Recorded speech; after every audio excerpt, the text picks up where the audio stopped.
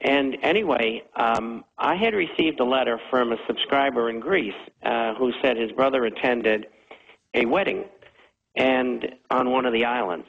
And the wedding was attended by some wealthy industrialists of one form or another, very successful people who are probably very well thought of in Greece.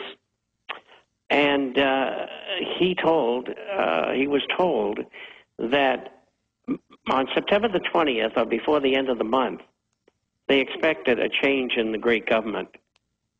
And I mentioned it on that Marine program, and I no sooner got that out of my mouth when an email came in from one of the people who is a guard in Athens at the embassy. And he says, you're absolutely right. He says, we're on pins and needles. We've been put on alert. They expect a coup, and we hope it's bloodless. And what do you think of that? Well, you've got a lot of good sources, and we'll find out. So you're saying the word is, now is this going to be a change of government against the bankers raping Greece, or is it going to be worse? Number one, it's against the bankers. And it's against Papandreou, who is an alumnus of Bilderberger, and they want him out of there.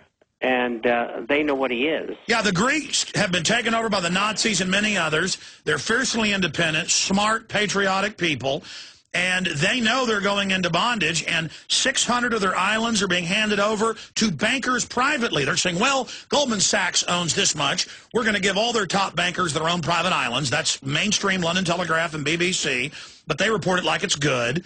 And they're taking over their entire infrastructure, and the people see their entire country being given to the banker criminals that came in a decade ago and took over their government and signed them on to all this. And that's amazing information, Bob. Well, I hope it's right, and I hope they do it, and I think they will. I know you were on the radio and TV over there, and I was as well.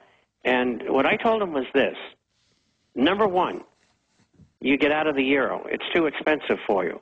Number two, you default on your debt.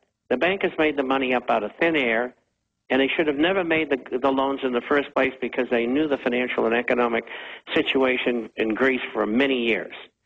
Number three, go back to the drachma and make sure it's nominally or undervalued so that you can compete with your exports, and you'll have all kinds of tourists coming to Greece because it'll be an inexpensive destination. And leave the Eurozone.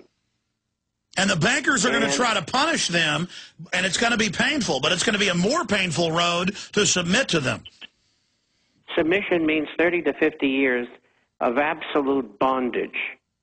And as a matter of fact, I don't know if you saw this in the news in Romania, we'll call him the PM, said and implemented all kinds of austerity things, and the people are ready to throw him out of office. And of course, the loans to the same bankers. And let me put it this way: if Greece gets rid of Papandreou and says to the bankers, "No, we're not going to pay you," and they put other people in government, and I'm sure they want a bloodless change. If that happens, it'll happen all over Europe. That's right. And people are like, well, why do I care about Iceland or Greece? Because as they go, so goes the rest of the planet. Well, you can start off with the Irish are furious. Anglo-Irish Bank comes back yesterday. They wanted almost enough money, which is equal to the revenue that they take in Ireland. I mean, to stay alive, to stay in business.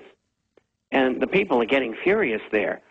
Once the Spanish wake up, all hell will break loose. The Portuguese are a little bit different. I've lived in those countries, so I know what the temperaments are. And in Italy, once the buttons push, they'll go bananas. They're very nervous people, let's put it that way. And then that'll spread to Eastern Europe. Which is already in dire straits, which is... Why don't Americans... I mean, Americans are getting angry, but we were always known as the most explosive, aggressive, violent, greedy to defend our freedom. Why are we so submissive? The TV, the fluoride, the drugs, the brainwashing. We are literally in a coma, but we're starting to come out of that coma. You're absolutely right. We are. And, you know, you're not going to convince everybody. And you don't have to. All you have to do is inform 15 to 20% of the people who are intelligent, who are willing to go forward and say, no, I'm not going to do that, or I'm not going to take that. And at some point in time, that will come to the fore. But in the meantime, they get educated. And then when we get there, what drives people, just like it drives armies, is their belly. And if they're not getting fed, they get to be very ornery, no matter what kind of citizens they are in what country. And so I believe that when unemployment, loss of homes, cars, job, living under the bridge, when you get enough people doing that, then the government's got problems.